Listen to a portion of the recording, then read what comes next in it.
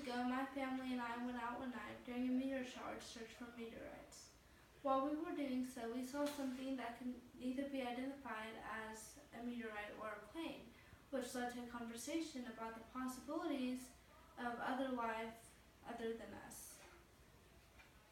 As Neil Armstrong once said, "We have no proof, but if we extrapolate based on the best information we have available to us, we have to come to the conclusion that other life probably exists out there, and perhaps in many places."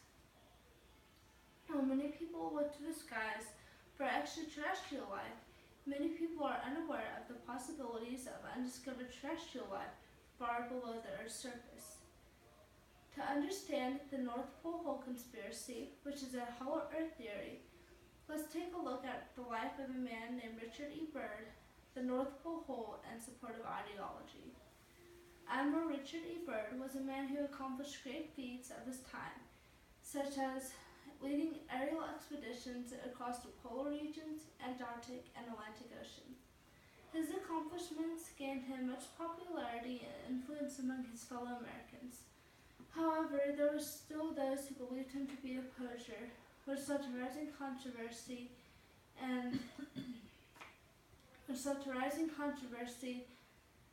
prompted him to take a somewhat foolish 100-mile journey down an ice shelf in Antarctica to spend a 6-month blizzard-blast night in an advanced weather observation tower.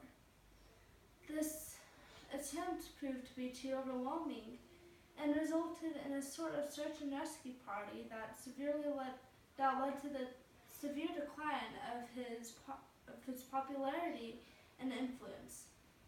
However, according to Lisa Rose, a close friend of his and author of his bibliography, he continued to journey to the polar regions, claiming that he was the mayor of this place.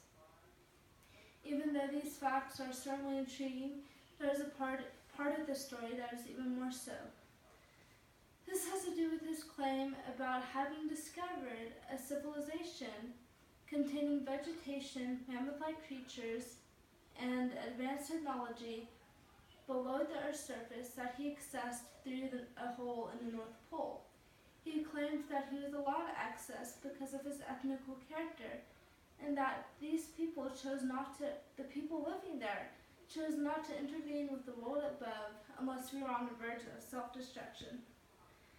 After all, as Bill Watterson once said, the surest proof of extraterrestrial intelligence is that no one in the universe ever tried to get in contact with us. Now,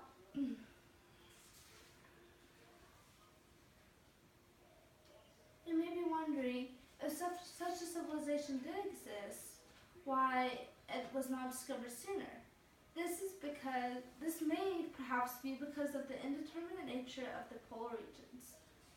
While imperialist countries, such as many European countries during the exploration and colonization eras, were looking to expand their powers and influence, they were focused on wealth, colonization, and economic production. The polar regions contain no presence of gold or other precious metals, and their harsh conditions were unsuitable for colonization and economic production. And if you ask me if the first English settlers in New England were struggling to survive there, then it's very unlikely that anyone would have been able to survive in the polar regions. Which is why, to this day, it still remains vastly unexplored.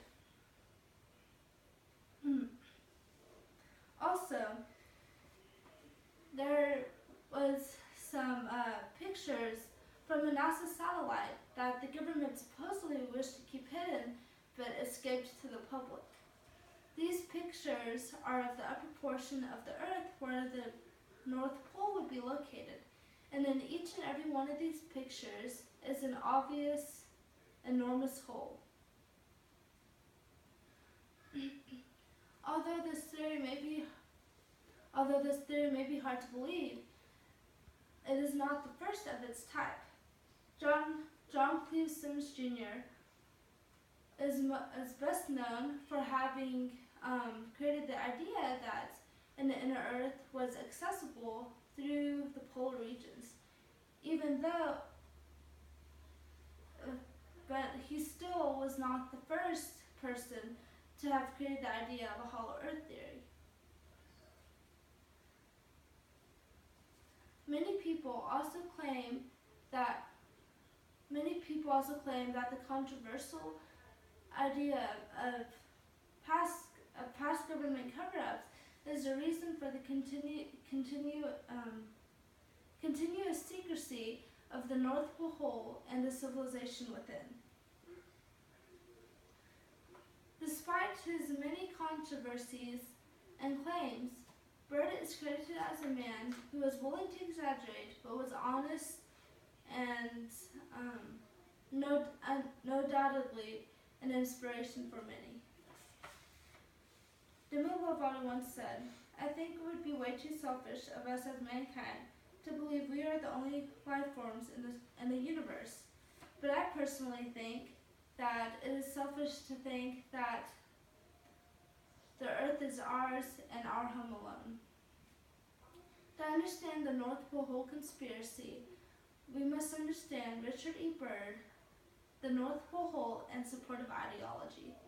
While NASA continues to make discoveries regarding foreign planets and extraterrestrial life, there still remains to be a little effort to discover the unknown regions of the Earth and the undiscovered life that may be inhabiting those areas.